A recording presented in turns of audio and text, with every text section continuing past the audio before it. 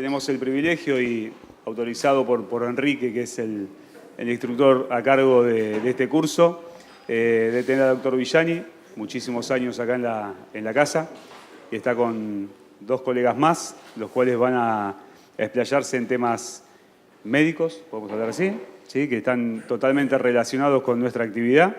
Así que me parece, no estoy convencido que va a ser muy fructífera la charla, importante e interesante, y a su vez también nos puede servir para interactuar el día de mañana ante un caso como ya le ha pasado a Yael, que anda por ahí, que pase en algún campo de juego. Así que a prestar atención. Bueno, la idea surgió hablando con los muchachos acá de árbitros, que nos vemos todos los días, y el fútbol de hoy en día es un poco como es la sociedad, apurada, apretada, con hiperinformación.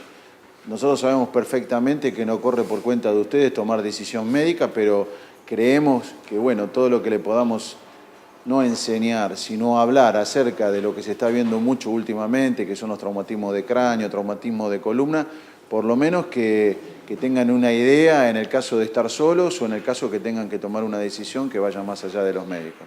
Entonces vamos a hacer 4 charlas que van a ser paro cardiorrespiratorio, traumatismo de cráneo, traumatismo raquimedular y un tema que para nosotros los sudamericanos lo hablamos permanente en FIFA y en la Conmebol, que es el tema de la hidratación por algunos partidos que se hacen a altas temperaturas en nuestros pueblos, que es muy común.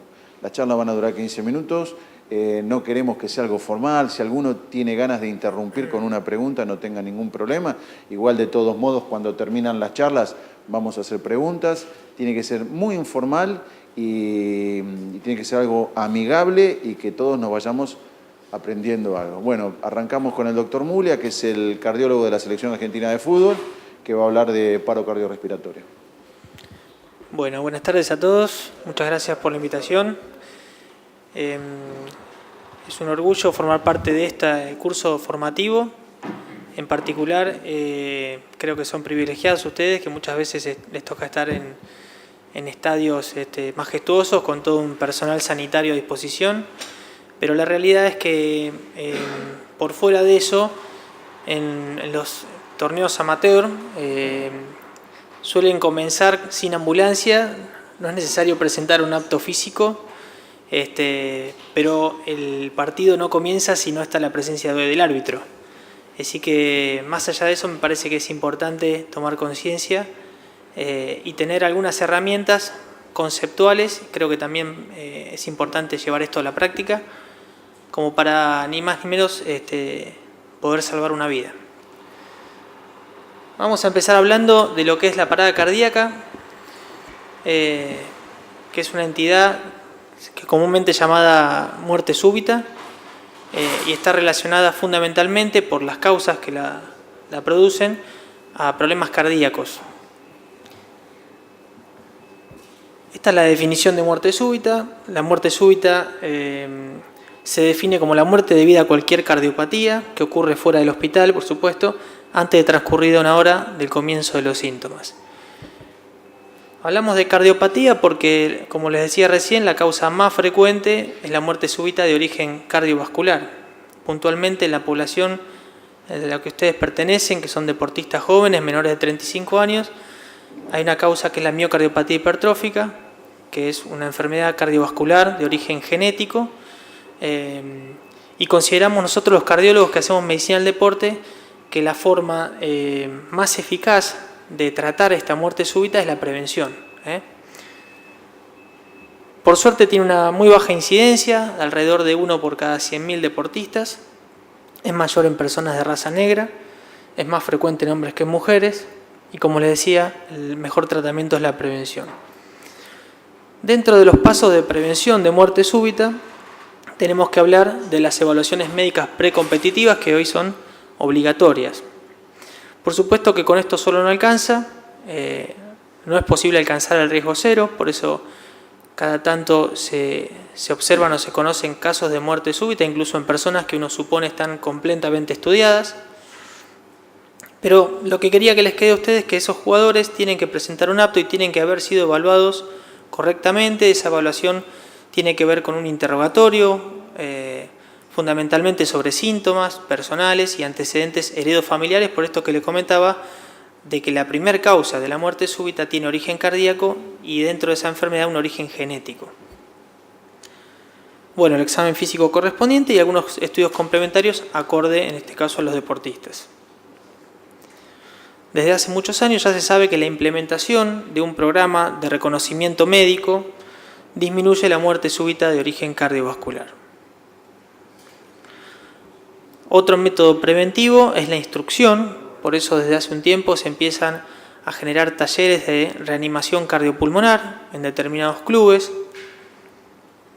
Y algo que agrego yo es el simulacro, es decir, el marco teórico es importante, la práctica mucho más lo es, pero además también medirse en tiempos, porque el escenario en el cual esperemos que no, pero algún día les puede llegar a pasar, es un escenario catastrófico donde todos corren hacia todos lados y tal vez ninguno tiene ese segundo que hay que pensar.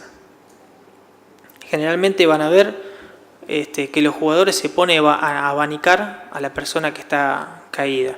Yo quiero que a ustedes les quede, después les voy a mostrar un video, la importancia, y que tomen, a ver, después me dirán los árbitros qué les parece, pero que les quede el impacto visual de que es una muerte súbita.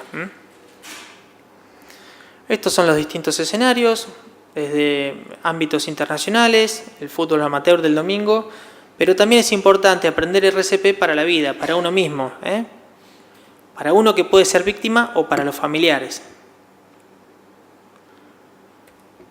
Entonces, bien, ¿qué me pareció a mí, es mi opinión, importante para que los árbitros sepan? Es conocer las maniobras de RCP básica, que como les decía recién, son para la vida.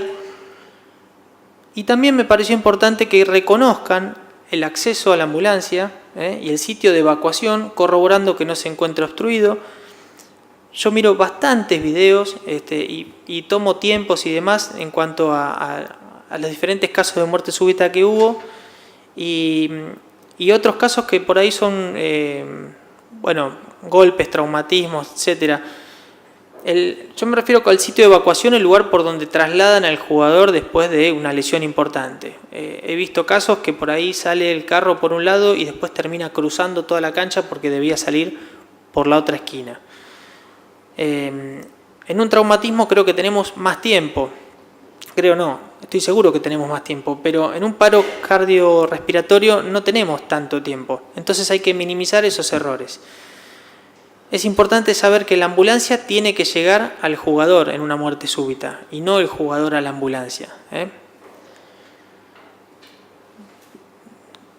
Y bueno, conocer la ubicación del DEA, que es el desfibrilador externo automático, que acá lo traje y se los voy a dejar para que se familiaricen, para que lo toquen. Le saqué las baterías, así que no va a hablar. Y conocer eventualmente el teléfono de emergencia, depende del ámbito en el que se manejen. La ubicación del DEA es importante porque si uno tiene que atender una muerte súbita, de repente, si el desfibrilador está a menos de 4 minutos de la víctima, uno debería ir a buscar el desfibrilador y traerlo, si estoy solo. Pero generalmente en este medio se va a dar que está rodeado de gente. Entonces es importante señalar a una persona, ¿sí? Y no gritar que traigan el DEA, sino señalar a una persona responsable y decirle dónde está el DEA. Si ustedes no saben el DEA, no le van a poder indicar nada. Esto es lo que yo llamé logística del escenario deportivo. Bueno, en este caso es un microestadio. Esto fue un torneo que se realizó en Chile, unos Juegos Odesur. Los microestadios tienen la particularidad de que la ambulancia no llega adentro de la cancha, pero las canchas miden 40 por 20. Entonces ahí el traslado es del paciente a la ambulancia porque no queda ninguna opción. Pero fíjense que tienen la salida de emergencia, en la imagen de acá abajo a la izquierda, el área médica, todo en el mismo lugar, y de aquel lado es la foto desde esta puerta hacia atrás, digamos. Ahí nomás estaba la ambulancia, o sea que en 20-30 metros de lo que pueda suceder, tenía rápidamente la ambulancia que salía hacia la calle. Me pareció importante poner la imagen. Y ahí agregué que por cada minuto que pasa disminuye un 10% la probabilidad de resucitación. Por eso tenemos que minimizar el tiempo en ese momento y por eso tenemos que estar entrenados. Hace unos años pasó en Argentina, tuvimos un evento de muerte súbita en un jugador que no me acuerdo si era de Atlético Paraná, creo, Y si ustedes repasan el video, fíjense que la ambulancia estaba colocada de una manera tal que estaba pensando en el traslado de un jugador, nunca en tener que ingresar a la cancha. Por eso tardó poco más de 2 minutos en dar toda esa vuelta hasta llegar a la mitad de la cancha, que era más o menos donde había caído el jugador. 2 minutos en una muerte es muchísimo tiempo. Y ustedes dirán, bueno, ¿qué tenemos que ver nosotros con RCP? La RCP o la reanimación cardiopulmonar es eficaz debido a la compresión que se produce en la pared torácica, que estimula la circulación sanguínea hacia el cerebro y hacia el corazón. Ese es el fundamento por el cual hacemos RCP. De hecho, hoy sabemos que se hace mucho más hincapié en la técnica y en la calidad de esas maniobras de compresión que en cualquier otra cosa, incluso que en la ventilación. Hay trabajos que demuestran que no ventilar al paciente porque uno no sabe, no está acostumbrado, desconoce o no quiere, tiene la misma eficacia que si no lo ventila. Ventilarlo y no ventilarlo con una buena compresión alcanza. La RCP efectuada por testigos inmediatamente después de un episodio, esto ocurre con las personas que están alrededor, luego de un episodio de pérdida de conocimiento secundario o parada cardíaca, puede duplicar o triplicar las posibilidades de supervivencia de la víctima, que son bajísimas. Esto también lo quiero remarcar. Por más que tengamos todo, el desfibrilador, la ambulancia y el experto en RCP, las probabilidades de sobrevivir a una muerte súbita son muy, muy bajas.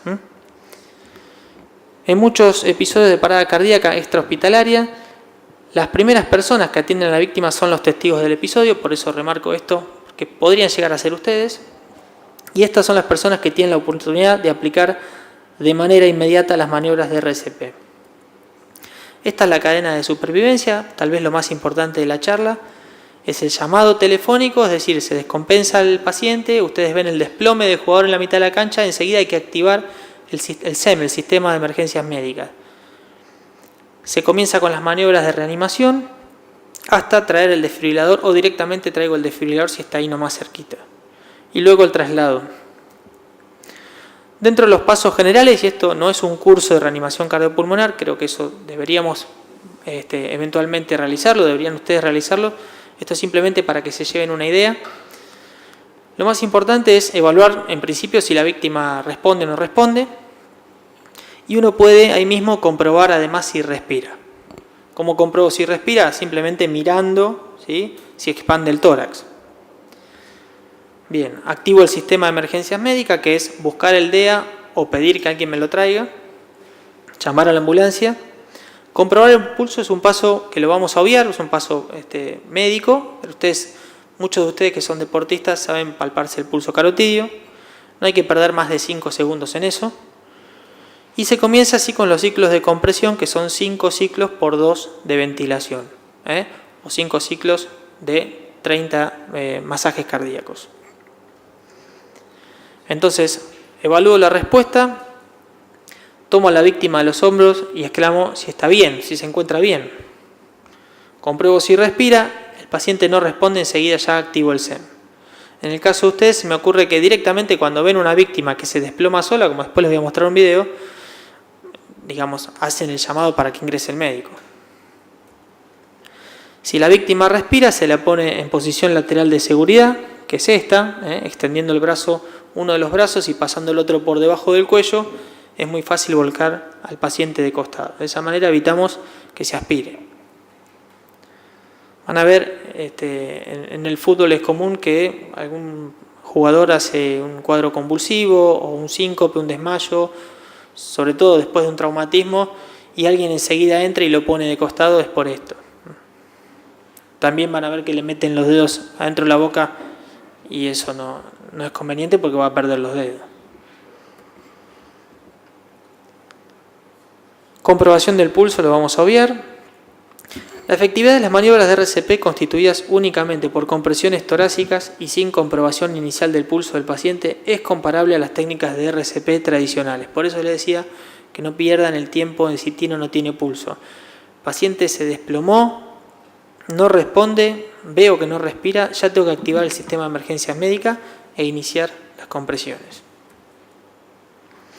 Para iniciar las compresiones, por supuesto que la víctima tiene que estar boca arriba, Uno se sitúa de un costado de la víctima, coloca en la parte baja del esternón donde termina el apéndice sifoides, coloca el talón de la mano, la otra mano encima y sin flexionar los codos tiene que apoyarse sobre esa persona y hacer las maniobras de compresión. Más o menos 5 centímetros de profundidad, y es tan importante la compresión como soltar. Esa distensión del tórax también es muy importante. Ahí se ve más o menos la profundidad de la compresión, es de alrededor de 5 centímetros. Esto hay que practicarlo, este marco teórico. Y vamos a ver cómo se hace la apertura de la vía aérea. Se lleva la frente hacia atrás y con 2 dedos empujo desde el mentón hacia arriba. De esa manera puedo obstruir la vía aérea para hacerle las 2 ventilaciones correspondientes después de 30 masajes. Hacer reanimación es muy cansador y enseguida se pierde la calidad de las compresiones. Así que es importante que más de uno pueda ponerse a hacer RCP. Se dice que más o menos a los 2 minutos uno debería cambiar de operador, que realmente es agotador. Bueno, las ventilaciones no es insuflar a la víctima, sino son con un volumen pulmonar tranquilo, no hay que llenarse los pulmones y pasarle aire, no es un globo. Son 2 ventilaciones de 1 segundo con un volumen normal y rápidamente se vuelve a las compresiones, es decir, yo hago 30 compresiones, 2 ventilaciones y no me fijo a ver si resucita. Tengo que de vuelta volver a las compresiones. Bueno, ahí hay distintos dispositivos como la Pocket Mask o la máscara desechable que son importantes y que permiten mejorar ese procedimiento de la ventilación. Bueno, de vuelta, para recordarles, esta es una tarjetita que a veces tenemos en los maletines, donde simplifica un poco lo que estuvimos hablando. La víctima que no responde, no respira o respira normal, porque a veces en el paro cardíaco se da un jadeo al principio que dura pocos segundos. Se activa el sistema de emergencia, que es lo más importante, porque si ustedes se ponen a hacer incluso RCP, pero no activaron, no llamaron que venga la ambulancia, que vendría a ser que venga el desfibrilador, no va a salir. Con los masajes no es como en las películas, no va a salir.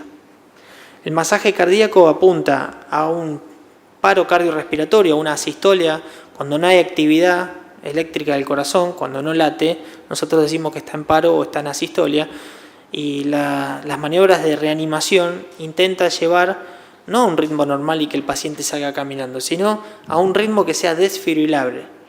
Es decir, aunque llegue el desfibrilador, que es este aparato, y yo lo conecto al paciente, por ahí el aparato me indica que tengo que masajear. No es que viene y le da una patada y salimos corriendo. Viene y registra el ritmo. Si no tiene ese ritmo desfibrilable que yo podía llegar a conseguir con las maniobras de reanimación, igual no lo va a desfibrilar. Ese ritmo desfibrilable se llama fibrilación ventricular. Y eso es a lo que apuntan las maniobras de compresión. En llevar una actividad que es nada, una línea de base, a una actividad completamente irregular, pero que es desfibrilable.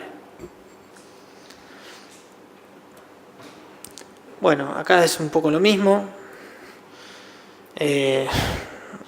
Ahí no tiene sentido esto para médicos, pero ahí hace hincapié en si hay un operador, si hay 2 operadores. 32 es la cantidad de masajes, 5 ciclos de 32. Y en el caso de que el paciente vuelva a respirar, bueno, se deja de masajear, por supuesto, y se mantiene, si vuelve a tener pulso, se mantiene solamente con una ventilación más o menos cada 5 o 6 segundos. Pero básicamente el equipo es Unidad funcional, permanecer quieto. Y eso es lo que va a decir. Cuando ustedes llegan con el desfibrilador a la víctima y lo abren, es lo que va a aparecer, esa voz, y los va a ir orientando en lo que hay que seguir. Fíjense que hay una imagen ahí que les muestra, digamos, en principio, Comprobar capacidad de respuesta. lo que hablábamos recién. El paciente se desplomó, traje el desfibrilador. Bueno, esto es un recordatorio que tiene el equipo incorporado. No son todos los equipos iguales, pero son muy parecidos en el modo de explicar cuáles son los pasos que hay que seguir. Ahí ustedes evalúan la respuesta, que en realidad ya la evaluaron, por eso trajeron el desfibrilador. Dar ayuda. Ahí tienen la posibilidad de llamar por teléfono. parches desfibrilación en tórax de paciente. Colocar el parche, todo esto es lo que va diciendo el aparato cuando ustedes lo abren, nada más. Colocan los parches y ahí el aparato va a ver qué ritmo tiene ese paciente, si el paciente tiene un ritmo desfibrilable o no. No tocar al paciente, analizando. Ahí está analizando el ritmo. Descarga indicada. Estos equipos, No tocar al paciente. Pulsar botón de descarga parpadeante. estos equipos es importante que ustedes se familiaricen. No son equipos que ustedes lo conectan al paciente y le va a dar una patada y van a volar 100 metros. En realidad, ustedes tienen que tocar un botón para que dé una descarga. Lo que dice es que no toquen al paciente porque está registrando si tiene o no actividad eléctrica del corazón. Y en este caso dice que bueno, que sí, y que hay que tocar, que es el botón que está ahí, para desfibrilarlo. Ahí sí, por supuesto, es importante no tocar a la víctima. Doctor, buenas tardes. ¿Hay que sacar la remera? Hay que sacar la remera y, si es posible, pasar un paño para que los electrodos se peguen bien, sí. De hecho, el equipo lo sacamos, pero tiene una tijera para cortar la camiseta. Descarga administrada. Ahí se hizo la descarga. Iniciar RCP. Inmediatamente después que se hace la descarga, se inicia con las maniobras de compresión. No se espera más esto de ver qué pasó, le hice la descarga a ver si sobrevive, si abre los ojos o si... En realidad, uno de vuelta se abalanza sobre la víctima y empieza a hacer las maniobras de RCP. Presionar más fuerte. Ahí el aparato, en este caso, en este modelo, nos indica que la calidad de las Buenas compresiones no son buenas y nos marca un ritmo que también es importante adquirir con la práctica sobre compresión. Tiene un sonido, un pip que nos permite hacer las compresiones con buen ritmo, pero nos marca si son de buena o no calidad. Bueno, y la tapa que además sirve para la extensión del cuello y lograr la apertura de la vía aérea.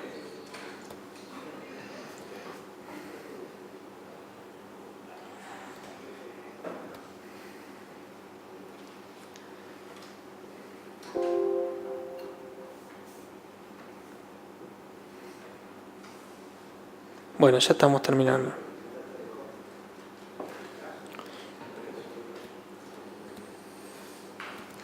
Entonces, en conclusión, lo importante para mí en los árbitros es detectar precozmente una situación de riesgo, ya sea un síncope, un desmayo, una caída súbita o postraumática y las convulsiones. Es decir, determinar qué es que un jugador se desplome y sea producto de una muerte súbita o alguna otra cosa. Colaborar con el personal sanitario, para los cuales me parece que es importante que se formen en esta maniobra de RCP. Colaborar entonces con el personal sanitario, ya sea para socorrer a la víctima o para responder a las indicaciones del personal de salud, porque a nosotros los médicos, que a veces nos toca entrar corriendo a una cancha, es importante tener a alguien que de alguna manera maneje el mismo idioma, ¿sí? Si yo le tengo que dar una indicación a una persona o si yo necesito que me reemplace a alguien para hacer las maniobras de RCP, me parecería importante que ustedes sean esas personas. Sé que en algunos clubes tienen protocolos, nosotros tenemos el nuestro, pero no quiero pensar desde el lugar de privilegio que me toca, sino pensar en ámbitos mucho más chicos. Acá en el predio hay 7 u 8 desfibriladores, están todos ubicados estratégicamente, es un área cardioprotegida por la Sociedad Argentina de Cardiología, todos están ubicados para llegar a menos de 4 minutos. Bueno, esperemos no tener que usarlos nunca, pero estamos preparados en ese caso. Pero me gustaría pensar en ámbitos mucho más chicos. Y bueno, lo otro no menos importante es facilitar el acceso a la ambulancia, que ya hemos visto portones que no abren, ambulancias que están detrás de las paredes, detrás de los carteles publicitarios, o que están preparadas para trasladar a un paciente y no para ingresar. Bueno, muchas gracias.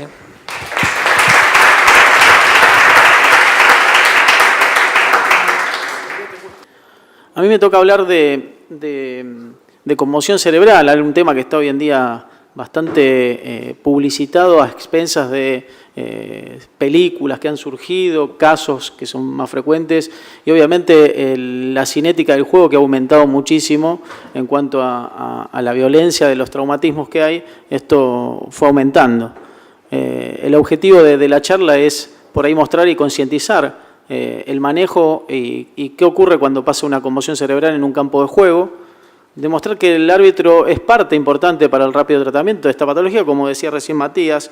Creemos que a veces el árbitro tiene muchas presiones, obviamente le rompemos los huevos nosotros, desde adentro, desde el banco, desde afuera la gente, los jugadores, pero en estas situaciones de estrés, si nosotros estamos trabajando en equipo, creo que el que se beneficia es el paciente, o en este caso el deportista, o el que le ocurre.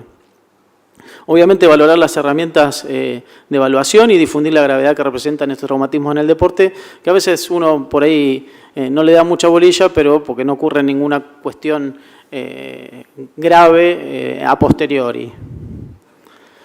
A veces las situaciones de traumatismo de cráneo, uno supone que puede pasar por un choque entre dos oponentes o que puede ocurrir en cualquier momento del juego porque puede chocarse la cabeza contra un caño. En este caso ocurre una cosa típica, se chocan dos jugadores del mismo equipo. Y en estas situaciones uno dice, ¿cómo hace? Si hay un médico solo, ¿cómo resuelve el tema? Entonces, no solamente tenemos que estar capacitados el médico, el kinesiólogo o la gente que está entrando al campo de juego, sino también los colaboradores que tenemos cercanos. Y hasta en estas situaciones puede participar el árbitro, como contaba recién, el que tuvo en un caso particular. En realidad, ¿qué definimos como trauma cráneoencefálico? Es un intercambio brusco de energía por una mecánica, de una energía mecánica que genera un deterioro físico o sobre todo funcional en el contenido craneal. No tiene que ver que si haya o no pérdida de conciencia. Obviamente los deportes de colisión, los deportes de contacto son lo que más traumatismos cráneoencefálicos tienen y más conmociones cerebrales ocurren. Diferentes son los traumatismos que sufre por ahí un deporte de contacto como el boxeo, y nosotros en el fútbol lo más frecuente es el choque de cabezas, aunque hoy en día hasta se habla de que la pelota, el cabezazo mismo puede generar a posteriori problemas por el mismo contacto. Y nosotros lo clasificamos con diferentes escalas para valorarlo, pero esto es más médico. Lo que sí hay que saber que dentro de la tensión, una conmoción cerebral leve puede evolucionar o progresar a un daño neuronal. Esto puede generar una alteración de por vida, irreversible, y eso es debido a mecanismos intrínsecos del impacto. Por ahí no pasa en el momento, pero sí pasa, como se ha hablado de jugadores del Brasil del 50 y demás, que han tenido encefalopatía traumática crónica, que es una enfermedad que ocurre por esos mecanismos de trauma repetitivo sobre la cabeza. Y hay que saber esto, que la mayoría ocurren casi en el 90% que no pierden la conciencia. El jugador no se desmaya. No es que tiene que estar desmayado para que tenga una conmoción cerebral. Entonces, no hay que guiarse por si se desmayó o no. Hay un montón de signos y síntomas que obviamente no es función del árbitro, sino del médico determinarlos para poder decir si ese jugador tuvo una conmoción o si puede continuar o no en el campo de juego. Hay diferentes definiciones, estas son definiciones de artículos americanos, pero por ahí lo que más importa es que en los chicos, porque acá muchos dirigen por ahí también en inferiores o han dirigido, o justo hay un chico que tiene 15, 16 años, está jugando en primera, y en los chicos todavía es mucho más grave esto, porque la recuperación es mucho más lenta. Entonces hay que saber que los chicos también son una población de riesgo para esto. Y diferentes grados de conmoción cerebral. El grado 1 es el más leve y es el más difícil de identificar porque generalmente no tiene pérdida de conciencia. Entonces el jugador se levanta, quiere jugar, dice déjame, estoy bien, se pelea con el técnico, con el médico, le dice Tordo, déjame porque si yo quiero entrar, el árbitro está en un compromiso porque ve que el médico no lo quiere entrar y el jugador quiere entrar. Y a veces, bueno, ahí es donde tenemos que tener una buena comunicación, porque en ese caso la responsabilidad es del médico, pero el médico no tiene la suficiencia como para decir que el jugador no entre. Ha pasado muchas veces, por suerte a mí no me pasó, pero he tenido relatos de otros médicos del jugador que uno le dice no podés seguir jugando, y el jugador se mete igual en la cancha. Y el árbitro no se quiere poner a discutir con el jugador, con el entrenador, no es responsabilidad del árbitro, pero está bueno que nosotros tengamos una buena comunicación para saber cuándo un jugador corre el riesgo de volver a entrar a la cancha y que eso no implique una desventaja en su salud, digamos, un problema para su salud. El grado 2 es un grado moderado, a veces hay una confusión transitoria, no hay pérdida de conciencia tampoco, entonces fíjense que en el grado 1 y 2 no hay pérdida de conciencia y los síntomas de conmoción cerebral o las alteraciones del estado de conciencia aparecen, pero aparecen por ahí en forma tardía. El grado 3 ya es un grado fácilmente reconocible, es el más fácil de reconocer porque el jugador perdió la conciencia. Ese jugador que perdió la conciencia no puede volver a entrar al campo de juego.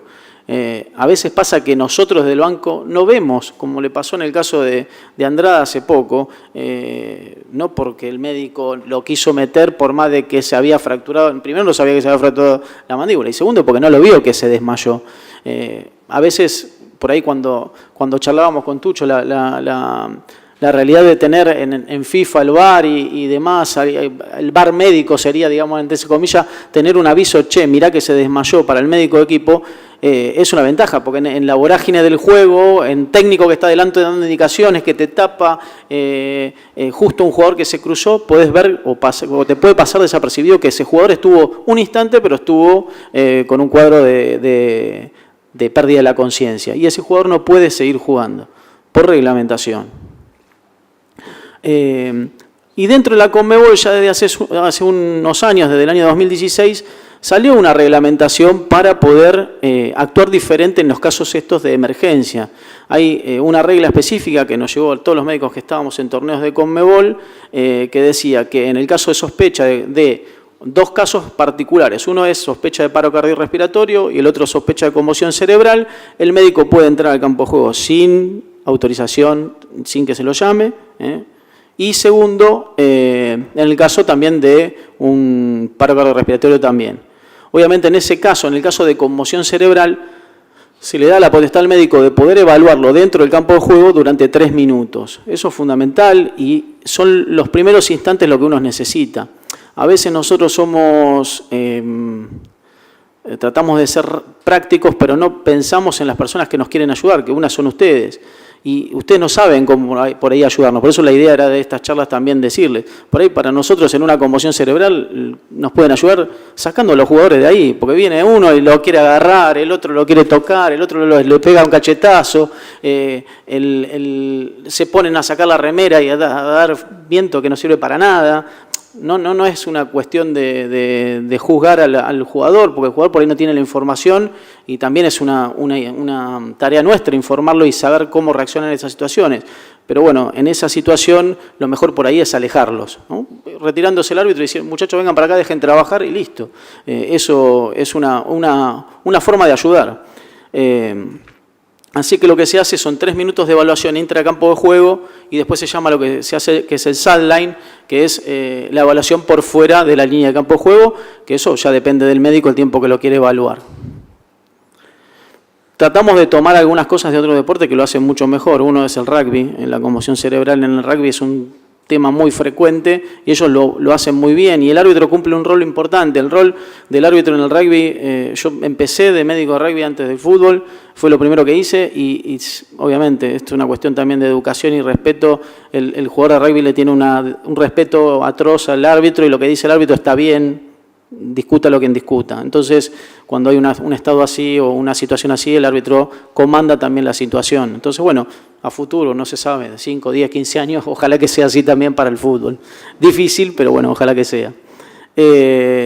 Obviamente en la conmoción cerebral el equipo médico, principalmente el médico como máximo responsable, debe estar obviamente entrenado en el manejo agudo del TEC o de la conmoción cerebral. Y obviamente esto también asociado a lo que puede hablar Daniel después, que es la lesión de la columna cervical, que también es una lesión difícil de manejar. Y hay muchos errores en el manejo, que bueno, después Daniel los va a mostrar, sobre todo en columna cervical, que es donde más se corren riesgos, porque al movilizar una columna con una fractura, el jugador puede quedar parapléjico. Donde se hacen diferentes protocolos de tratamiento. ¿Cuál es el rol del árbitro para nosotros? Primero, estar atentos para permitir una rápida atención y segundo, como decía antes, por ahí liberar la zona. En el caso de que sea también necesario que colabore, como contaba el que tuvo que realizar esa maniobra que fue muy beneficiosa para el deportista. A veces eso también nos da un plus, porque por ahí el jugador está muy alejado o porque por ahí el médico no se dio cuenta y hasta que le llega la información ya se podía haber hecho algo. Entonces, si es una persona que está con capacitación, lo puede hacer tranquilamente. Y como le decía, en la conmoción cerebral, la evaluación del estado de la conciencia comienza en el campo de juego, pero termina en lo que se llama el sideline, que es en el costado de juego, que es evaluar la orientación, la concentración, la memoria, porque muchas veces el jugador se siente como mareado, pero uno haciendo diferentes pruebas, llaman pruebas de Madoc, acerca de cálculos o demás, preguntarle, ¿sabes cómo va el partido? ¿En qué tiempo estamos? A mí me pasó en la cancha del Almirante Brown con un jugador que pegó un cabezazo, nosotros no nos dimos cuenta, siguió jugando y en un momento sale, pues se veía mareado, lo saco fuera de la línea y le digo, ¿cómo estás? ¿Sabés qué partido estamos jugando? Sí, con el Almirante Brown. ¿Sabés cómo vamos? 1-0. Íbamos ganando 5-0. No se acordaban más. Dice, pero 1-0. Y me pedí, ¿cómo 5-0? Digo, 1-0. Bueno, afuera. Lo sacamos, tomografía del italiano y listo. Pero a veces una pequeña pregunta puede discernir entre un jugador que puede seguir o no. Y obviamente diferentes test neurológicos, que eso a ustedes no les compete. Obviamente cuando el jugador pierde la conciencia, chau, se tiene que hacer una tomografía inmediatamente. Así que ese jugador hay que dar aviso al árbitro por un tema legal y también de reglamento, que se va de la cancha, y al doping. Nosotros tenemos que avisar también al médico de doping que ese jugador se tiene que ir porque sufrió una pérdida de la conciencia. ¿Qué pasa con el jugador que sufre o múltiples episodios de traumatismo de cráneo o de conmoción? Bueno, está el tema de esta patología que es crónica, que no la van a ver en el momento, pero sí a posteriori. Primero empezó llamándose demencia pugilística, que tenía que ver con los golpes sobre la cabeza del boxeador, y hoy, bueno, en otros deportes también, en lo que sea hoy en día que se golpee en la cabeza, pero bueno, en el fútbol empezó a aparecer a partir de eso que contábamos del fútbol americano, la película esta que se llamaba Concussion y el tema de los jugadores del Brasil del 50 que empezaron a pensar que tenían esta demencia encefalopática crónica. Esa es la película que les contaba, y que no la vio, está bastante interesante, sobre todo por un tema de lo que le costó a la NFL este temita de la concusión cerebral.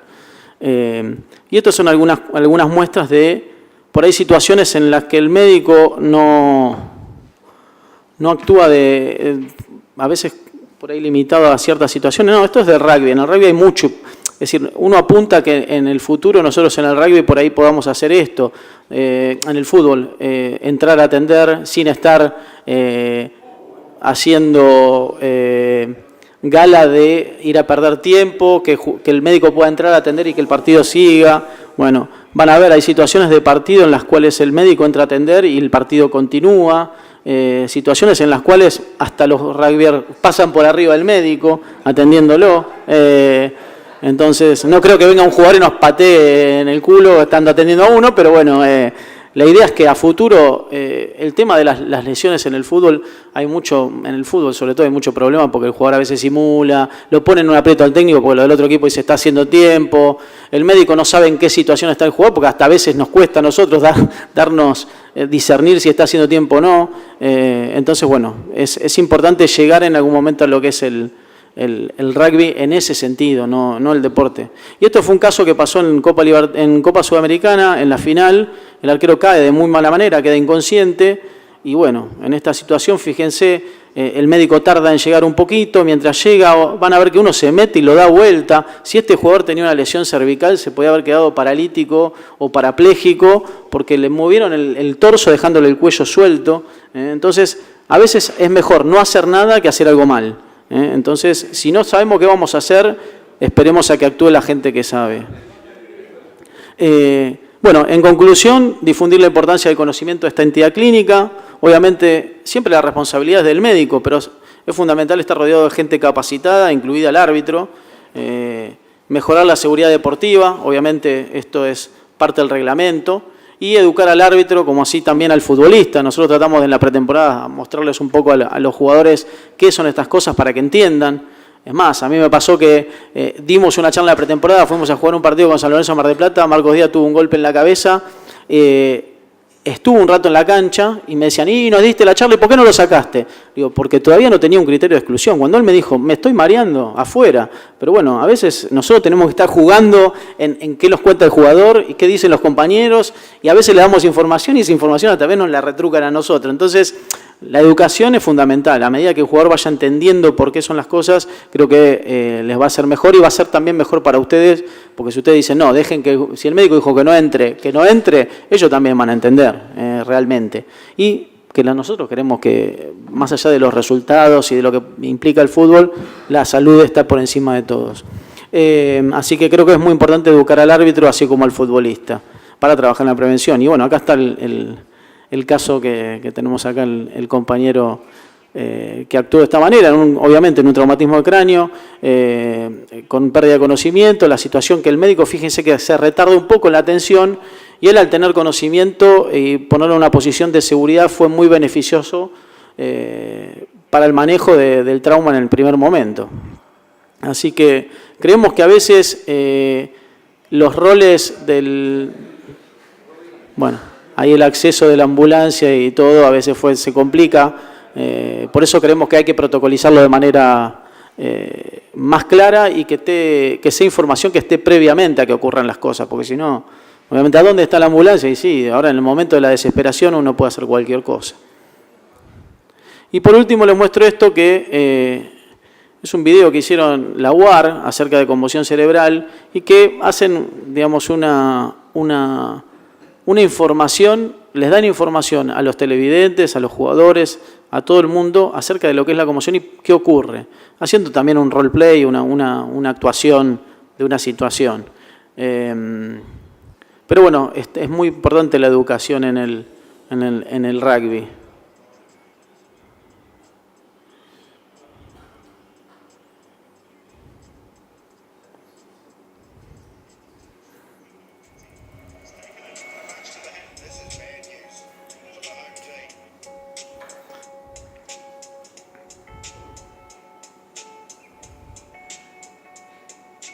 En el partido más importante del año, que era un partido de los Jaguares en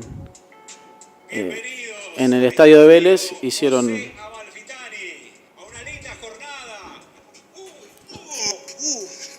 ¿Está bien? ¿Está bien? Sí, sí. ¿Puede? ¿Puede seguir?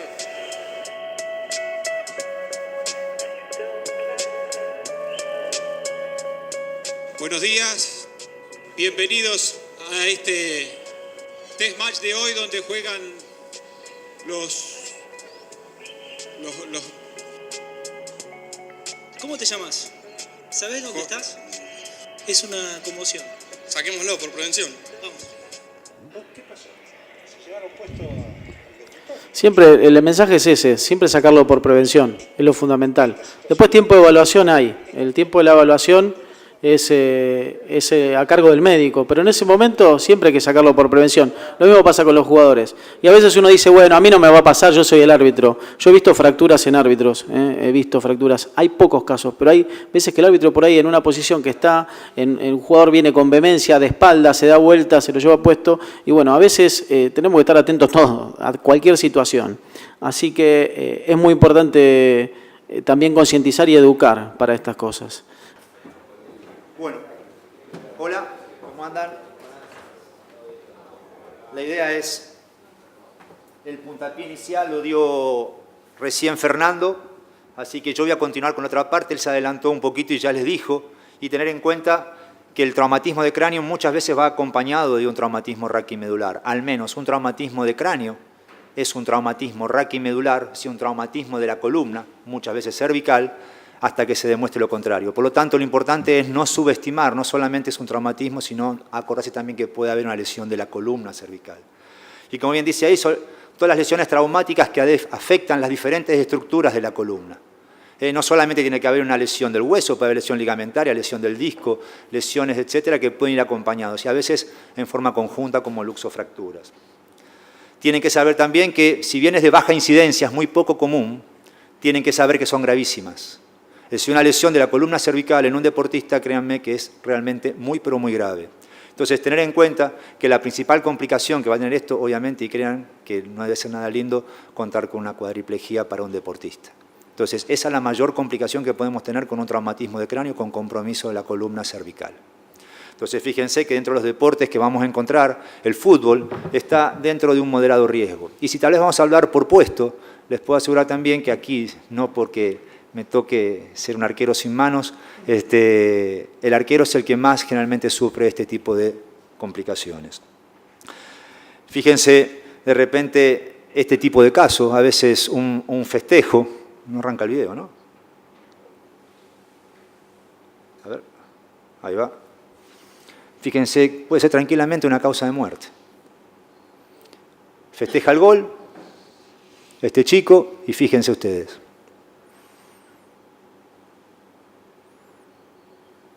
Gol, pirueta, se terminó. Es decir, fíjense ustedes, generalmente los mecanismos de lesión más comunes es por caída sobre la cabeza. Entonces, este chico efectivamente lo que tuvo fue una luxofractura, traumatismo de cráneo con luxofractura de columna cervical. Ahí van a tener de alguna manera cómo se lastima. Esto es importante para empezar a tener en cuenta que muchas veces, como bien dijo Fernando, lo mejor a veces es no tocar. No tocar. Entonces, a veces es mayor el daño que podemos hacer tocando. Acá ya obviamente era tarde, ¿no? Tac. Fractura. Con lo cual, compromiso y muerte. Entonces, tener en cuenta que para nosotros los médicos a veces, y creo que estas charlas van a servir muchísimo, a veces porque nosotros tenemos que tomar decisiones inmediatamente y a veces entendemos que va a haber varios grises. El otro día hablábamos con Ángel, donde obviamente aquí va a haber gente que pueda aprovechar, no puede aprovechar, etcétera. Pero saber que ustedes frente a este tipo de situaciones a veces hay que tomar todos los recaudos necesarios. Preferimos a veces equivocarnos todo, comernos a veces una simulación, pero de alguna manera terminar de alguna manera cerrando el tema. Vamos a encontrarnos con muchos grises en ese tema, pero lo importante es que tenemos que entrar al campo de juego y realizar este tipo de evaluaciones para tomar decisión sobre estos pacientes. Como ya mostramos ahí recién, este es el mecanismo más común. Sepan ustedes que el paciente cae, generalmente por un traumatismo en hiperflexión, en forma axial o hiperextensión, y lo que puede llegar a producir el traumatismo de cráneo, como bien está marcado ahí, es una luxofractura, con lo cual con compromiso de la médula y por ende compromiso también de su vida. Y sepan ustedes que generalmente como dice ahí, el 85% de los casos de este tipo de lesiones cervicales, si bien no es muy común en el fútbol, suceden por este mecanismo, es decir, por caídas sobre la cabeza con un mecanismo de hiperflexión o hiperextensión. Este es otro caso, fíjense ustedes, siempre vamos a los arqueros, fíjense cómo cae este arquero. Importante aquí saber algo, es decir, acá el tema es, fíjense, está knockout, lo mueven, es decir, todos quieren ayudar, no lo hacen de mala leche, lo hacen de buena leche, obviamente, pero todos lo quieren ayudar. Pero si este arquero hubiese tenido un compromiso cervical, seguramente este arquero no hubiera atajado nunca más. Entonces, el tema es el siguiente, saber cómo proceder. Fíjense cómo cae ese cuello, ¿está? Entonces, lo peor de todo, siguió jugando. Está bien, podemos discutirlo, está bien, pero la verdad es que saber los mecanismos es importante para tener en cuenta y ayudarnos entre todos. Las lesiones que podemos llegar a tener a nivel del columna cervical, obviamente tenemos de las menores a las más graves. Obviamente que la más grave, como bien dice ahí, es la luxofractura y por ende también la complicación que puede ser la cuadriplejía. Tener en cuenta que muchas veces lo primero que uno va y le pregunta al jugador es si sentís los brazos o no sentís, si está consciente. Imagínense si no está consciente. Pero esto es, por ejemplo, complicación, que cuando tengo sensación en las manos, adormecimiento, se llama neuropraxia. Y cuando hay una neuropraxia, fíjense ustedes que son muy alarmantes y muchos pueden evolucionar en el tiempo a una cuadriplejía por compromiso o shock de esa médula. Entonces, hay veces que uno de alguna manera subestima ese tipo de sintomatología, pero te está diciendo que en poco tiempo puede terminar cuadripléjico. Otra complicación, como ven ahí, es la luxofractura, que de alguna manera lo que va produciendo son gravísimas consecuencias. Fíjense en aquella imagen de aquel lado, lo que puede pasar con un traumatismo de cráneo, con caída sobre la cabeza, con lesión de la columna cervical. Generalmente lo más catastrófico, obviamente, es la cuadriplejía.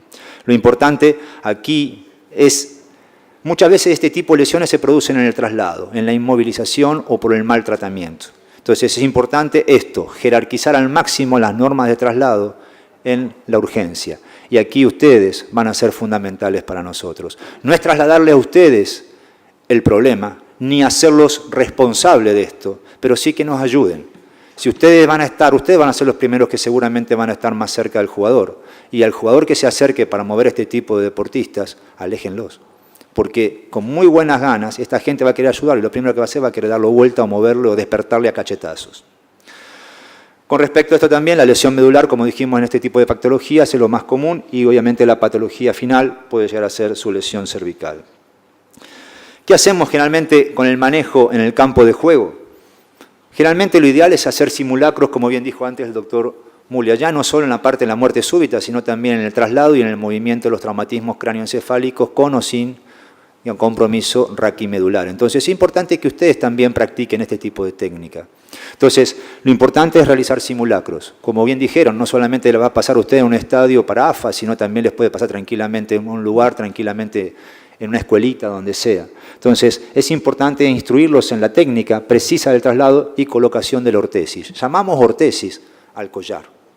Y no todos saben colocar un collar de Filadelfia. Es más, le digo, hasta médicos no saben colocar a veces un collar de Filadelfia ante la urgencia. Entonces, es importante que ustedes sepan cómo actuar frente a esto. Y lo importante en el manejo del campo de juego, lo que nosotros hacemos es el doctor ABC.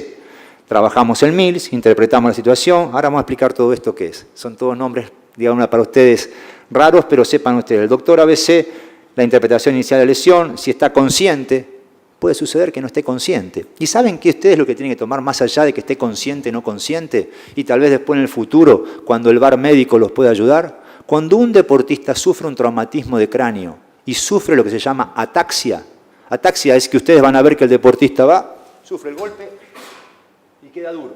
No importa si después tiene pérdida de conocimiento, ustedes ven que queda como la sensación de que queda duro, eso se llama ataxia. Ya eso es pérdida de conocimiento y ya eso sería una indicación de retirar al deportista del campo de juego. O al menos... Perdona, ¿qué fue lo que sucedió con el chico de Boca? Con Andrada. En la televisión se vio perfectamente y en la cancha yo era médico de la Conmebol, médico de equipo, y nadie vio en la cancha, no lo vio el árbitro, no lo vio. Y en la televisión se vio perfectamente que hizo la ataxia cuando se está cayendo. Entonces, eso creo que es importante tenerlo en cuenta y sobre todo también para el tema después en el futuro de evadir las simulaciones, pero ese jugador, si uno ve que hace la ataxia, en el rugby es indicación absoluta de retirar del campo de juego, también que es un deporte de colisión y contacto. ¿Está bien? Es distinto a otro, es solamente contacto en el fútbol. Pero sepan ustedes que eso es una indicación absoluta del que el jugador debe retirarse del campo de juego, sea quien sea. Y como les decía anteriormente, es decir, lo importante es capacitarse en mecanismos de lesión según el tipo de disciplina deportiva. Ustedes están en el fútbol, lo tendrán que hacer en el fútbol y algunos capaz están en otra actividad y lo podrán hacer en actividad. Pero lo importante es saber cómo evaluarlo. Ya ahí de alguna manera Fernando los empezó a alentar un poquito en esto. Y lo importante en esto es que si bien nosotros como médicos nuestra función va a ser dirigir las maniobras de traslados, ustedes van a ser los primeros que van a estar en el momento. Tal vez función nuestra también va a ser formar a nuestros jugadores, tener a 3 o 4 jugadores, es decir, ustedes van a ser los referentes frente a una emergencia, van a tener que saber qué hacer ustedes, pero el primero que va a tocar o el primero que va a estar van a ser ustedes, y ustedes son los que nos van a ayudar a nosotros. ¿Está bien? Insisto, lamentablemente vamos a encontrar grises, no es la intención nuestra, sabemos que a veces existe esto y las suspicacias siempre van a estar, pero lo importante es dirigir las maniobras de traslado y por sobre todo ya después pasa a ser de alguna manera un control absoluto nuestro. Y lo importante de esto es esto, es decir, saber cómo maniobrar. Si ustedes tienen un traumatismo de cráneo con pérdida de conocimiento, nunca más allá de que tenga respiración, tengan cuidado con la hiperextensión del cuello. Saber cómo movilizarlo, ya vamos a hacer, como estos de alguna manera llamamos maniobras de Mills, saber cómo moverlo, trabajar en equipo, trabajar en grupo, saber cómo manejarnos. Fíjense ustedes todas las maniobras que podemos llegar a hacer. Fíjense esto. Errores en la técnica de traslado, ¿se acuerdan de esto, no? Una desgracia, pero no hablo de la cercanía, en este caso, de la pared, nada. Fíjense ustedes el jugador en qué se va. Camilla blanda. ¿Se va inmovilizado? ¿Se fue con collar? Bien. Fíjense, traumatismo de cráneo. Fíjense, a veces los simulacros que nosotros no hacemos y no sabemos dónde está la ambulancia, para dónde salir, para dónde vamos, quién lo levanta, qué hacemos. Y esto lo están filmando, lo están viendo. Y créanme, y si no lo están filmando, hay uno con el celular que lo está mirando. Y lo está grabando, y mañana lo sube a Facebook o hoy mismo. Entonces, a veces no saben ni para dónde van. Fíjense, ¿está bien puesto el collar? No lo tiene. ¿Para qué está estricado? Está claro, es decir, fíjense ustedes, errores. Estamos hablando de Alemania-Argentina, ¿se acuerdan? Traumatismo de cráneo. Fíjense, ataxia, cae, ¡pum! No pone la mano, eso se llama ataxia, no tiene defensa. Ese tipo hay que sacarlo del campo de juego. ¿Cómo hay que sacarlo? Alemania lo saca caminando. O sea, fíjense, son pequeñas cosas que nosotros tenemos que empezar a evaluar y son errores de traslado. Fíjense. ¿Puede tener lesión cervical? Claro que sí. Puede tener lesión cervical y eso ustedes lo ven y es importante saber cómo proceder. ¿Para dónde vamos? ¿Para allá? ¿Para acá? ¿Dónde está abierto? No sabemos. Fíjense este. Ping, ping. ¿Puede tener lesión cervical? Fíjese cómo queda. ¿Atáxico está? No cabe la menor duda. ¿Está? ¿La imagen? No la puse. Pero está buena para ponerla. Pero fíjense, es decir, son cosas que pasan desapercibidas. Acá capaz se actuó bien, no se lo tomó. Pero ¿saben qué? ¿Qué es lo que tenemos que hacer frente a eso? Tiene que entrar y inmovilizarlo. Miren cómo sale. Camilla blanda, sin cuello, sin estricar. O sea, fíjense, estamos hablando de alta competencia. Fíjense a veces lo que es un buen traslado. Por eso, bien como dijo Fernando, tal vez el rugby a nosotros en algunas cosas nos tiene adelantado. Fíjense. Y es viejo este partido. Back, cae. Fíjense, el partido sigue, pero nadie lo toca. Nadie lo toca. El árbitro para, nadie se ocurre tocarlo. Nadie. Y digamos que el árbitro aquí entró tarde, generalmente ahora ya lo tenés y está tirado en el piso haciéndole mills, que es mills no es ni más ni menos que la inmovilización de la cabeza y del cuello. Entonces, pero fíjense lo importante de esto, lo que es de alguna manera trabajar a conciencia, tanto los deportistas como el juez y todo el equipo, saben cómo trabajar y qué hacer con un deportista frente a esto. Entonces, lo importante es esto, todo traumatizado encefalocraniano o raquicervical es una lesión potencial de médula. Complicándonos esto. Y lo importante aquí dice el doctor ABC, y el doctor ABC es esto, es determinar el peligro de la escena, es si tenemos respuesta, es ver si tenemos vía aérea, si respira o no respira, y ver la parte circulatoria. Entonces, esa es la parte del doctor ABC. Y el Mills, es eso lo que está haciendo el doctor ahí. Apenas entra, lo primero que hace es inmovilizar la cabeza y se queda quieto, no se mueve más. Y a partir de ahí empieza a dar las órdenes. Y sugiero a veces, en este caso a los médicos, o en caso de que no lo tengan, ustedes mismos se acuestan. No lo hagan sentados. Porque si ustedes están sentados, primero el valor se cansa y segundo cualquiera les puede pegar o se lleva puesto como en rugby. Ustedes se acuestan en el piso y acostados con las piernas lo mantienen de esa manera. No lo van a pasar por arriba, no se van a cansar y de esa manera ustedes de ahí, ¿cómo andás? ¿Sentí los brazos? ¿No sentí los brazos? ¿Cómo andás? ¿Cuánto vamos? ¿2-0? ¿1-0? Le hacen la evaluación de la conciencia y la evaluación neurológica para sus miembros. Entonces, eso es lo importante de cómo actuar frente a esto. Este partido lo puse porque está Fernando. ¿Se acuerdan de ese partido? Arboleda. ¡Bum! Traumatismo. ¿Queda? Pregunta. ¿Qué estás gritando vos, Fer? Ahí justo no se escucha, pero justo en el audio yo voy a atenderlo a Noé. ¿Ven la cabeza? Y cuando veo que se acercan, empiezo a gritar, no toques. En el audio sale él gritando. Y un amigo mío me manda un mensaje después para mí y dice, era vos que gritaba, ¿no? Digo, sí, porque vi que se empezaron a meter todo a tocarlo. Y yo estaba atendiendo a mi jugador, no me podía dejarlo, tirarlo al otro, pero en esa situación es fundamental que no lo toquen. No lo toquen, no lo muevan. Y fíjense, van a tener traumatismo de cráneo, pero fíjense que la mayoría de los casos que hemos pasado, lamentablemente, son en el arquero, donde están más expuestos frente a esto. Esto es Mills. Este es un doctor, fíjense, que entra, se acuesta, y lo que le está haciendo es inmovilizarlo, y a partir de ahí lo evalúa y empieza a dar las órdenes.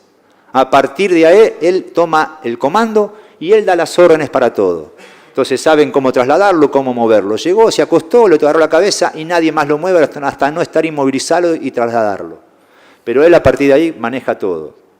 Por lo tanto, la mayoría de las lesiones cervicales con compromiso ocular presentan un pronóstico favorable cuando son diagnosticadas en el campo de juego. Así como también cuando subestimamos esas lesiones cráneoencefálicas y le producimos la lesión raquimedular por un mal movimiento o un mal traslado. Entonces, la mayoría de las lesiones cervicales son compromiso modular, presentan un pronóstico favorable, como dijimos, y una luxofractura cervical inestable sin daño neurológico puede generar una secuela catastrófica por una incorrecta técnica de traslado. Cuando trasladar, cuando presentamos esto, ya ahí Fernando dio las indicaciones. Estas son algunas de las imágenes que nosotros obviamente frente a esto, ante la duda, los estudiamos con imágenes. La vuelta al deporte para nosotros a veces es controvertido y sobre todo así como ustedes a veces entienden la simulación para ganar tiempo, a nosotros no se apuran para que los tiempos sean más cortos, está claro, entonces esto es totalmente controvertido, pero bueno, lo importante es saber que existen varias lesiones y sobre todo va a depender del deporte, el tipo de lesión, de tratamiento, si tiene lesión medular o no, y las opiniones de expertos siempre son las que van a tomar la decisión frente a esto. Entonces, lo importante para recordar es que el 25% de las lesiones medulares graves son producidas en el momento de la inmovilización y del traslado. Es decir, por mala técnica, simplemente eso. Inconsciente, un tipo que está inconsciente, obviamente que no le responde, tiene una lesión cervical de un 10% hasta que se demuestre lo contrario. No movilizar sin inmovilizar. Y ante la duda, inmovilicen. Nunca se queden con las ganas. Esto es lo que más que nada queremos trasladarle a ustedes para que nos ayuden, para que, si bien gracias a Dios es una lesión muy poco común, como también una muerte súbita es muy poco común, saber cómo actuar, porque la verdad que las consecuencias suelen ser bastante catastróficas. Muchas gracias.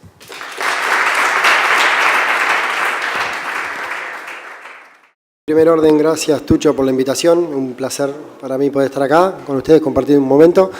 La idea es, bueno, tratar de abordar un tema que, a mi entender, para ustedes tiene una doble complejidad.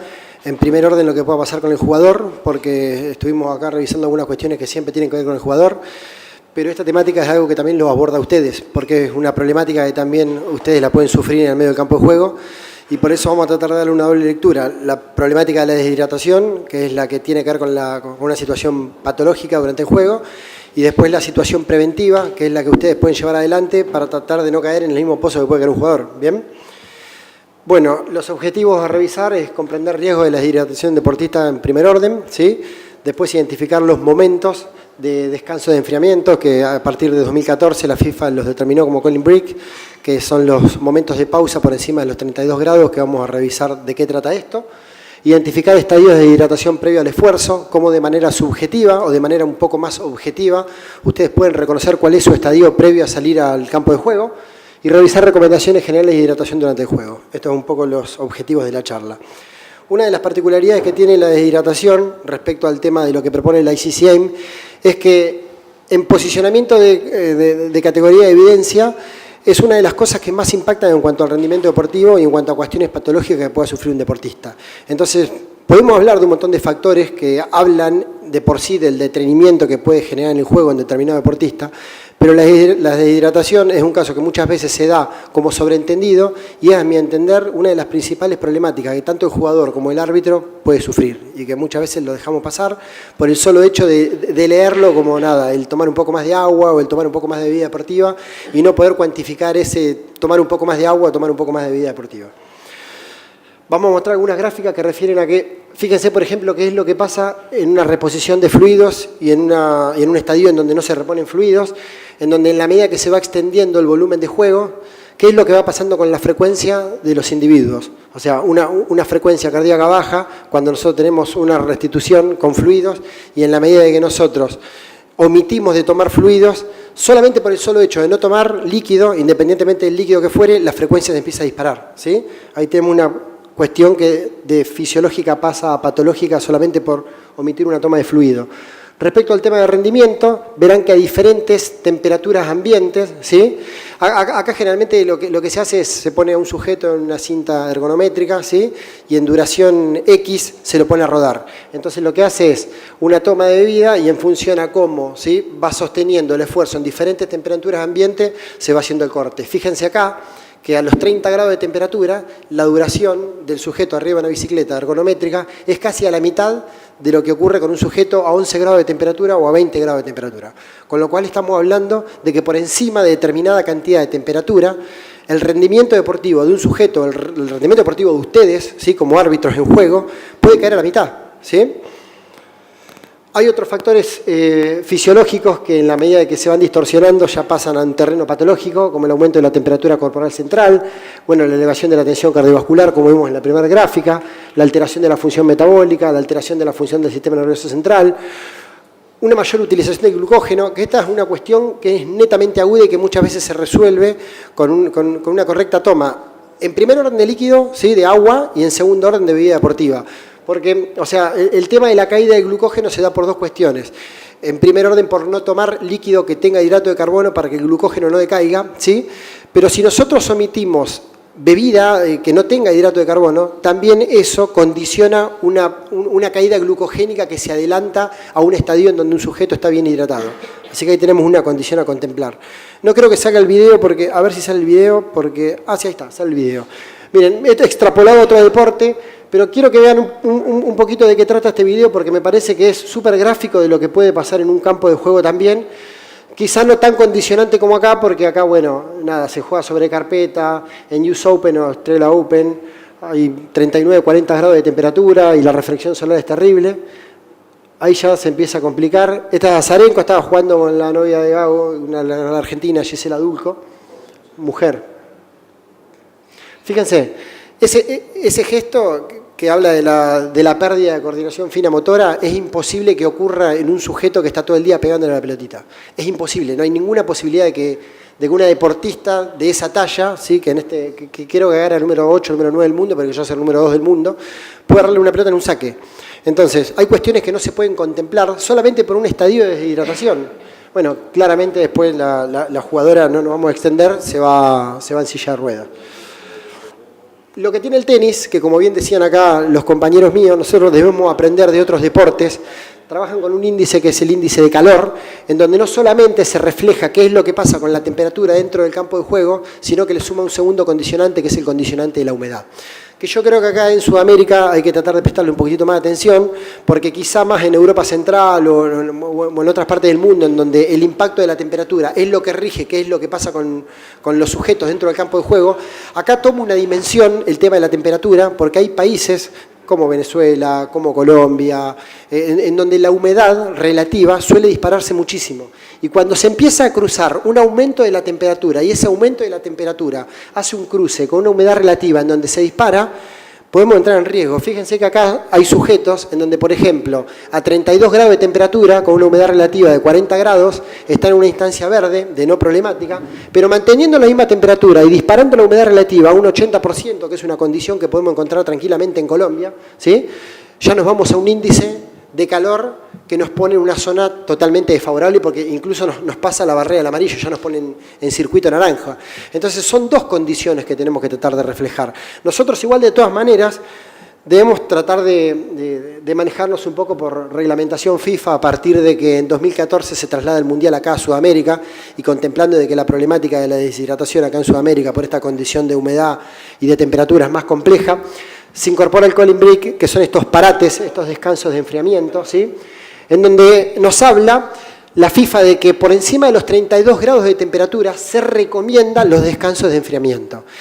Lo que pasa es que la recomendación va más de la mano casi de una pseudo obligación, ¿sí?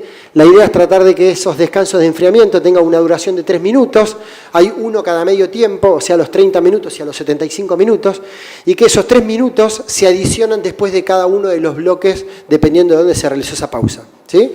Así que están en condiciones, digamos, de por encima de esa temperatura poder hacer una pausa. Una de las cuestiones que tienen que contemplar es que muchas veces cuando hacen un parate, y eso pasa, yo lo he hablado con algún árbitro alguna vez de manera informal, es que paran el partido según la sensación que uno tiene. Y ustedes tienen que entender de que muchas veces los patrones fisiológicos son totalmente diferenciales y los estadios de sudoración son totalmente diferenciales. Y ustedes por ahí no son sudadores profusos o no suelen tener una reacción adversa desde lo fisiológico a una temperatura elevada, pero hay sujetos que sí. Entonces tienen que tratar de no, en lo posible, sacar conjeturas respecto a que si yo estoy bien, el jugador va a estar bien. Segundo, porque las intensidades que maneja el deportista dentro del campo de juego muchas veces no la puede regular como muchas veces el árbitro sí lo puede hacer. Entonces queda muy atado a lo que pasa en una situación de juego, ¿sí? Bien, este es el primer cooling break que se realizó por reglamentación FIFA en 2014 en Brasil, fue en el estadio Fortaleza. La temperatura promedio de ese partido, acá se realizaron 2 pausas, una en primer tiempo y una en segundo tiempo, fue 39 grados de temperatura, el árbitro fue un portugués, Pedro Proenca, y bueno, quedó ahí registrado como el primer calling. Incluso creo que no se llegó a los 30 minutos del primer tiempo. Se hizo, si mal no recuerdo, los 24 o 23 minutos porque la temperatura era tremendamente agobiante. Me parece que está bien el adelantar la pausa si vemos que las condiciones no están dadas para ninguno de los dos equipos, ¿sí? Ahora, independientemente de lo que pueda pasar en los sujetos, creo que está bueno también de que ustedes entiendan la terminología de cómo poder identificar cuestiones que lleven a que ustedes puedan entrar hidratados a un campo de juego. Algo que llamamos nosotros, que se llama tasa de sudoración, que es poder entender ustedes cuál es la necesidad de hidratación que tienen durante un partido o durante un periodo tipo, ¿sí? Entonces, miden el peso corporal antes del esfuerzo, miden el peso corporal después del esfuerzo, identifican el peso perdido, identifican la cantidad de volumen que ingieren, identifican el volumen de líquido que orinan durante las situaciones de juego y estipulan el tiempo de ejercicio. Con todas estas variables, hacen una cuenta, que es esta que está acá, que si quieren yo después este PPT lo puedo dejar, ¿sí? Hacen una cuenta y esa cuenta puntual le da una tasa de sudoración. Esa tasa de sudoración lo que vendría a hacer es a tratar de que ustedes puedan entender qué es lo que deberían de cubrir por cada hora, ¿sí?, que ustedes están dentro de una situación deportiva tipo. O se hace en litros hora o se hace en centímetros cúbicos por minuto. Pero no pueden hacer cambio de unidades, no pueden hacer hora con centímetro cúbico o litro con minuto. Hacen litro hora o centímetro cúbico por minuto. Lo llevan todo dentro de esa cuenta, ahí tienen el peso antes, el peso después, la pérdida de peso, la duración del ejercicio, lo que se tomó antes, lo que se tomó después, el total de lo que consumió, que es esa resta de lo que tomó antes menos lo que tomó después, lo que perdió por orina, todo eso lo metemos en la formulita y da que el sujeto tiene que tomar 1 litro 800 por hora para mantener un patrón, digamos, de hidratación estable durante una situación de juego. Si es 1.800 horas, son 3 litros 600 en 2 horas, son casi 3 litros en la hora y media que dura un partido. ¿Está bien? Por eso hay veces que hay pérdidas que son muy grandes. Y esto que está acá es sacado, por ejemplo, de un jugador de fútbol. Con lo cual, tranquilamente, hay tasas de sudoraciones de 1,5 litros, litro 800, 2 litros de jugadores de fútbol. Y hay algunos que encima son sudores profusos, en donde más allá de que pierden líquido, pierden una carga importante de sodio, potasio, magnesio. ¿Bien? Hay algo que está bastante piola para ustedes, que es el urine chart, que el urine chart es un estadio que marca el estadio de deshidratación. Es netamente subjetivo porque muchas veces el patrón de orina va a cambiar en función a cómo también ustedes se alimenten previamente a la muestra de esa orina. Pero me parece que está bueno a veces cuando ustedes por ahí van al migitorio, ¿sí?, o van a orinar y pueden identificar que de acuerdo a la micción que ustedes tienen, conforme a cómo sea más clarita la orina, tienen un patrón de hidratación muy bueno y conforme a cómo va oscureciendo esa orina, ahí ya el riesgo es mayor y estamos hablando de un patrón de deshidratación. Se me ocurrió reflejarlo con la cartulina roja, con la cartulina amarilla, porque claramente con orinas de este tipo estamos en un patrón de deshidratación. Tenemos que, si orinamos así, hidratarnos adrede, de forma digamos, excesiva. Pero no necesariamente que nosotros tengamos, ¿sí?, una orina clara quiere decir de que no nos vayamos a deshidratar a futuro. Con lo cual, no los inhabilita a que porque tengan una orina clara no tengan que tratar de cumplimentar pautas de hidratación previo a un juego. ¿Bien? ¿Cuáles serían los lineamientos que recomienda ICCA para un pre, para un intra y para un post-esfuerzo? Bueno, vamos a revisarlo de forma así más específica y después vamos a hablar de una pauta de recomendación global. Habla de beber lentamente de 5 a 7 mililitros por kilo en las 4 horas anteriores a iniciar el ejercicio. Si el individuo o ustedes no pueden orinar o la orina es muy oscura, se recomienda aumentar a esa cantidad 3 a 5 mililitros más por kilo en las últimas 2 horas previo al ejercicio. Las bebidas que presentan de 20 a 50 miliequivalentes litros de sodio y comidas con sal suficiente ayudan a estimular la sed en horarios en donde el cruce de la temperatura puede ser alto. Está bueno de que su almuerzo previo, de forma adrede, puedan tratar de ponerle más sal a las comidas, ¿sí? Y hacer una toma de las comidas de bebida deportiva, independientemente de que tengan sed o de que no tengan sed. Es una cuestión preventiva, ¿sí? En ambientes calurosos y húmedos es conveniente tomar medio litro de bebida deportiva durante la hora previa. Eso es en un preesfuerzo. En un intraesfuerzo habla en la literatura que a partir de los 30 minutos del inicio del esfuerzo ya es importante poder contemplar la pérdida de líquidos que se observa. Se recomienda beber entre 6 a 8 mililitros de líquidos por kilo de peso y hora de ejercicio, que esto es aproximadamente unos 400 a 500 mililitros hora, que en el término de 1 hora y media no es más que una botellita y media de estas. O sea, con lo cual no estamos pidiendo una locura.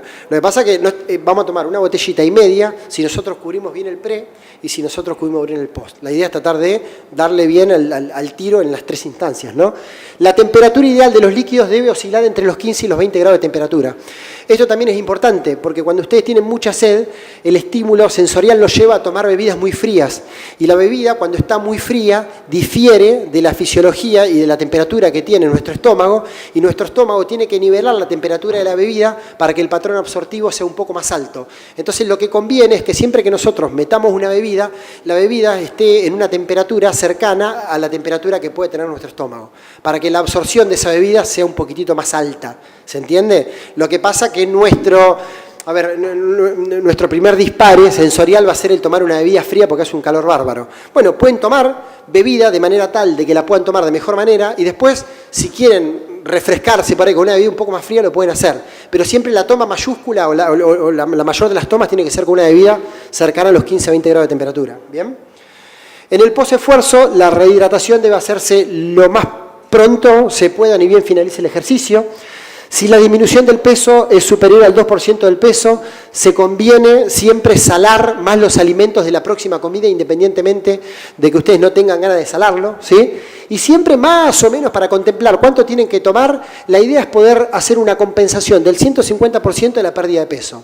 O sea, si usted tiene una balanza y se puede empezar y les da que arrancan la competencia con 80 kilos y terminan con 79 y perdieron 1 kilo de peso, estaría bueno que en el posesfuerzo la compensación lo hagan con 1,5 litros. O sea, por cada kilo que pierden es 1,5 litros de líquido. ¿Bien? De los cuales de ese 1,5 litros, el 30-40% tiene que ser en lo posible de bebida deportiva. Con lo cual, por ejemplo, en un sujeto que pierde 1 kilo y tiene que supercompensar 1,5 litros, 1 litro puede ser de agua y medio litro de bebida deportiva. ¿Sí? ¿Cómo es todo esto, o todo este menjunje ahí extrapolado a un terreno práctico para que lo puedan identificar de mejor manera? Bueno, es básicamente algo así. 1h30 antes del partido, 1 litro de agua, que serían más o menos 2 botellitas de esto, ¿sí?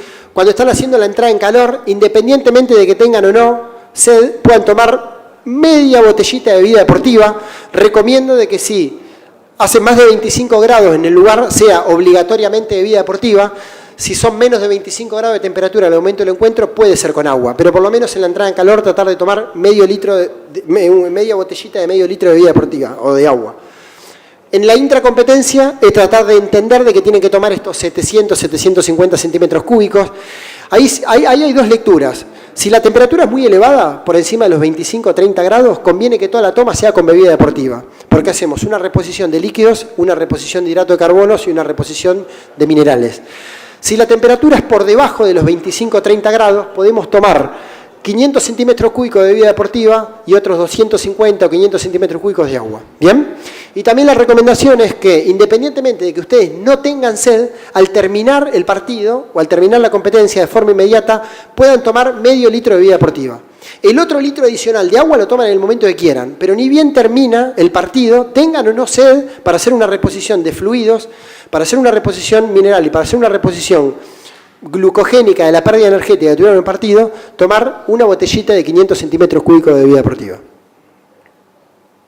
¿Por qué? ¿Qué nos da una bebida deportiva? La bebida deportiva se para en 4 patrones. Tiene un aporte de carbohidratos diferencial, o sea que al tener diferentes ingresos de carbohidratos, no se colapsa el carbohidrato que va entrando y ese carbohidrato se asimila para que la función energética nuestra durante el evento no esté disminuida. Entonces, ustedes... traten de emparentar a su patrón glucogénico, que es su motorcito, con lo que ustedes... Es como si un auto carga nafta antes de salir a la ruta, ¿sí? En la medida que ustedes van avanzando en la ruta, el autito va perdiendo, independientemente de la efectividad que tenga el auto, va perdiendo combustible, ¿sí? Una cosa es jugársela a llegar a Mar del Plata sin hacer una reposición.